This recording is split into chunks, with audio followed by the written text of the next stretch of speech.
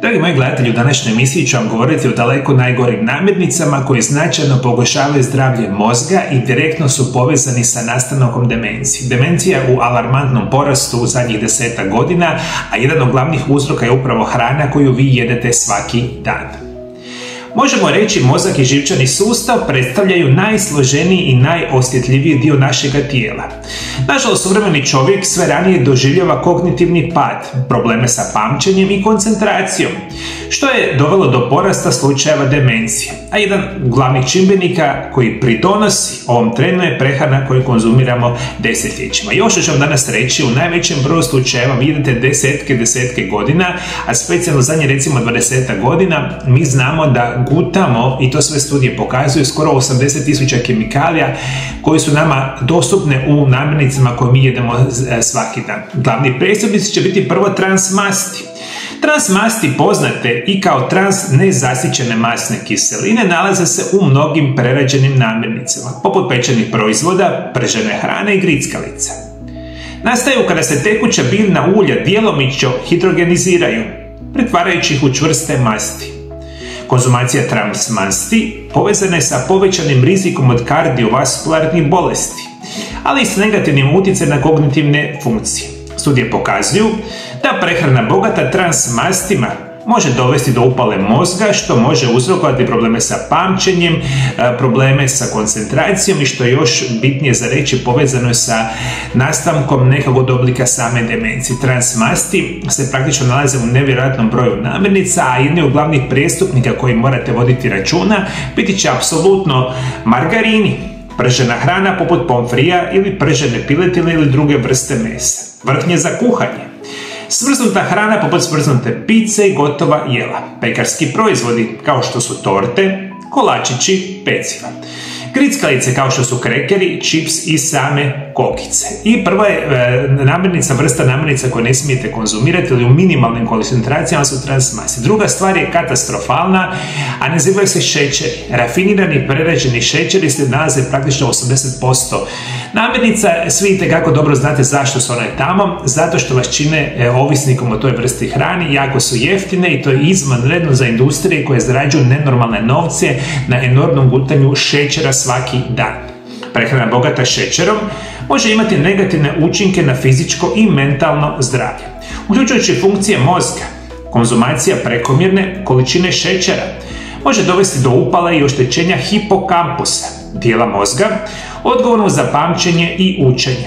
Također, visok unos šećera je povezan sa nakupljanjem beta-amiloidnih naslaga u mozgu, što su obilježja Alzheimerove bolesti. Sve vrste šećera koje možete zamisliti trebate prestati jesti ili jesti ga u jako malim koncentracijama. Specijalni otrov su vam tekući šećer u alkoholu, specijalno sokovima, ledenim čajevima, generalno u namirnicama koje imaju enormnu količinu šećera. Ali šećer, se rekao sam, nalazi u svemu i svi jako dobro znate, jedite šećer, vas možda će funkcionirati puno bolje, zato ga želimo izbacivati iz svoje svakodnevne prehrane. Moja treća preporuka će biti hrana sa visokim glikemijskim indeksom. Namirnice sa visokim glikemijskim indeksom uzrokuju brzo i značajno povećavanje razine šećera u krvi nakon konzumacije. To može dovesti do umora, moždane magle i slabije kognitivne funkcije. Hrana sa visokim glikemijskim indeksom također može aktivirati regije mozga povezane sa reakcijom nagrađivanja, izazivajući intenzivan osjećaj gladi. Namirnice sa visokim glikemijskim indeksom koje treba ograničiti su bijeli kruh, bijela riža, bijela tjestenina, instant zobene pahuljice, kukuruzne pahuljice, žitarice za doručak, pekarski proizvodi, kolači i peciva, pomfri, čips, pereci, vafli i palačinke, krekeri, kroasani, energetska pića. Imate cijeli niz namirnica koji imaju katastrofalan glikemijski indeks i to se direktno veže za one namirnice bogate sa šećerom, ali i druge vrste namirnice. Jeste mi shvatili, moji dragi gledatelji? Kada ne znate što je glikemijski indeks, potražite na mom kanalu informacije o glikemijskom indeksu ili potražite na internetu namirnice koji su krcate sa visokom koncentracijom, zapravo imaju visok utjecaj na glikemijski indeks. Te namirnice su katastrofalne za vaš mozak.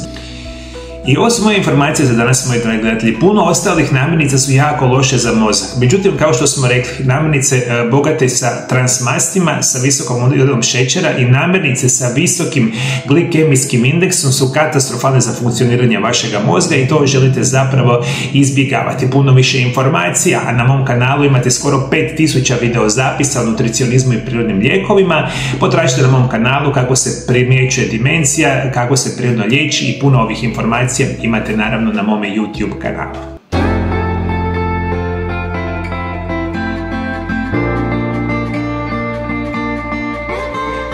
Zadnjih 25 godina usavršavam specijalan način liječenja mojih pacijenata. Danas mogu reći sa velikom srećom i zadovoljstvom, liječim i pomažem tisućama osoba diljem svijeta svake godine.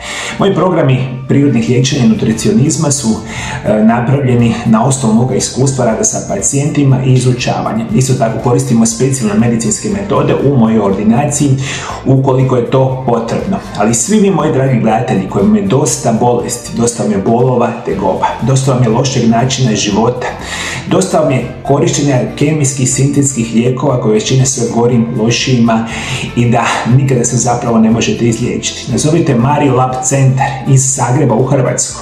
Na broj telefona plus 385 98 9179 200. Ovo su moji brojevi telefona moje ordinacije. Javite se slobodno i Viberom ili Whatsappom. Ili posjetite nešto što se naziva mariolab.hr. To je moja službena oficijalna web stranica gdje imate danas kupiti čak 3 moje knjige koje se nazivaju Isprekidani post, Tajna zdravlja i dugovanja, što je prva knjiga, i druge knjige dvije se nazivaju Čudesni prirodni lijekovi, prvi dio i Čudesni prirodni lijekovi, naravno drugi dio. Moje znanje i iskustvo koje stječem desetljećima sam stavio u moje knjige, ali primarno vam želim reći, svi vi koji ste same slušate iz Amerike, Sjeverne Amerike, Južne Amerike, Azije, Europe, Afrike, Australije možda, znajte da možete odmah sada nazvati moju ordinaciju, jer vam ja danas upravo radim svakodnevno sa pacijentima iz cijelog svijeta i mislim da imam veliko znanje da vam za vaše potrebe napravim specijalan program liječenja. U ordinaciji se možete doći, ali isto tako ne morate dolaziti u moju ordinaciju jer vam svakodnevno radim upravo ove telefonske konzultacije. Ja u ordinaciji prema vašim potrebama sastavim program prirodnog liječenja i nutricionizma i kompletan program dobijete direktno na vaš e-mail zajedno sa mojim knjigama i onda ćete prvi puta u životu znati kako se sa zdravim načinom života i prirodnim lijekovima liječite prirodno, sigurno i bez nuspojava. I vjerujte mi na riječ, ako pratite moje programe prirodnih liječenja, praktično ne postoji niti jedna bolest na ovom svijetu koja se ne može prevenirati i spriječiti na potpuno prirodni i siguran način.